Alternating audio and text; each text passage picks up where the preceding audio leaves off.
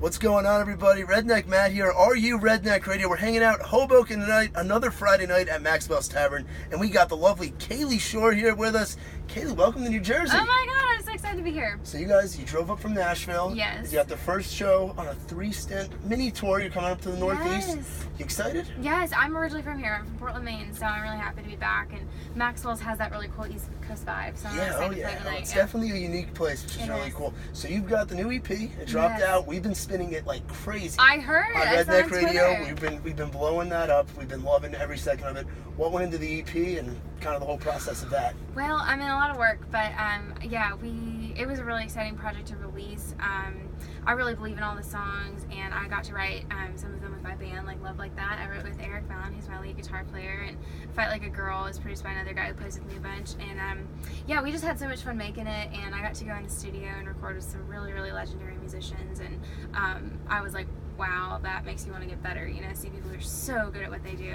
But yeah, I'm so excited that the project's out. I'm so proud of all the songs, and they really say who I am, and it feels right, and I'm really excited to be touring about it. Now, who you are, you said you're from Portland, Maine. How does a girl from Portland, Maine get involved in country music? People ask that all the time. I mean, how's someone from New Jersey? They think that anything above the Mason-Dixon can't like country music, and I disagree.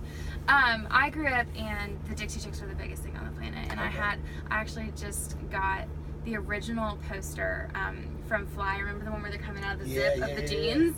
I just bought that for my apartment. I had that in my bedroom when I was 6 years old, and they were like the biggest thing in the world to me, and they just, their music spoke to me, and I was like, I want to do that, so country music was really, really an early influence for me. And I grew up in Portland, which is a city, but you have family there, so you drive 5 minutes outside of the city and it's all rednecks and cowboys. Oh yeah. Oh, I've always said that Maine is the south of the north. It really is. Oh, that's so funny. I'm gonna use that. It totally is. New tagline. We gotta get copyright on that. Yes. One. So the big song for you right now, "Fight Like a Girl."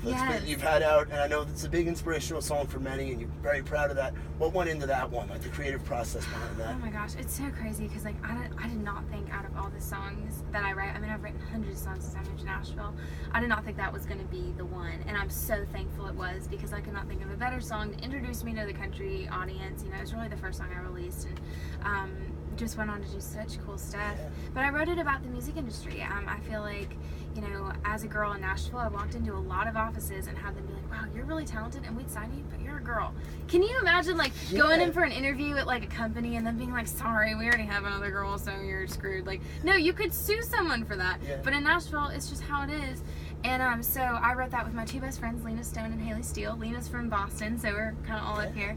And we were just, let's write a song that's not a pity party, that's going to empower us. And it was what we needed to hear on the bad day we were having. And it's just, it's gone to do so much more than mean stuff about the music industry to people. So I'm so thankful for it. Yeah, and now, as far as your live show, what do we have to expect for your live show tonight here in Maxwell's Tavern? I have so much fun putting it together with the band, and they're so good at what they do.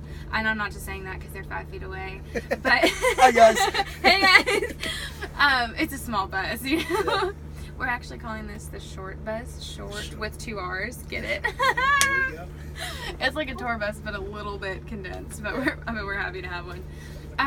But yeah, so we're doing a lot of unexpected covers, and we were kind of excited to be doing East Coast because there's a lot of big East Coast music, and I'm doing a little bit of Nirvana, which is my first cover band. Perfect for Maxwell's Tavern. And they played there, and I was fangirling hard when I walked in. I saw the picture, and I was like, oh shoot! I gotta say, I love when we get to work with younger artists. We're all college kids at Redneck right now, and being a '90s kid, there's something to be said for that when we get those covers. And amen to that. And we've got a bunch of originals. I'm doing stuff from my first project, the Y2K mixtape, and a bunch of stuff from Slingshot, and then even some new songs. There's a song I wrote. I like to do a little acoustic moment in the middle of the show, and it gives me a chance to do stuff I might not have rehearsed with the band. So I'm playing a song that I wrote literally last week. So we'll see how it goes. You don't know. I don't even think my mom's heard it yet. So as a songwriter, there's so many questions with the songwriter stuff, because I know there's stuff that's coming out with songwriters. There's a documentary or something coming out too.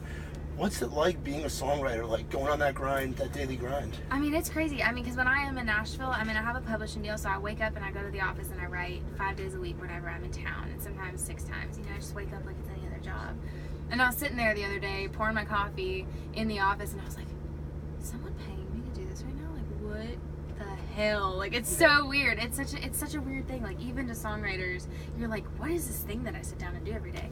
But I mean, I love it. It's what brought me to music, you know. Like, I love performing, but I've been writing songs since I was 6, so it's always been like, I felt like I had a story to tell, and I feel like I'm kind of really learning how to say it right now, so I'm really excited. Well, you're doing a great job. We can't wait to see you tonight. Maxwell's Tavern here in Hoboken, New Jersey. She's going to be down at the Rusty Rudder with our good friend Sarah Ann Garrison tomorrow night down in Dewey Beach, Delaware? Yes, right? Dewey Beach. And then going up to the, what is it? Mohegan Sun. Mohegan Sun. Yeah. Great venue up in Connecticut. Get to see some of your New England folks up there. Yes, and my mom will be there, and she'll be at the meet and greet. So if you want a picture with my mom, come to the Mohegan show. I might have to go to the Mohegan show, just saying. But we're going to get to it. She's got to get ready to get up on the stage here at Maxwell's Tavern. Always remember, guys, keep it tuned to RU Redneck Radio. Bye, guys.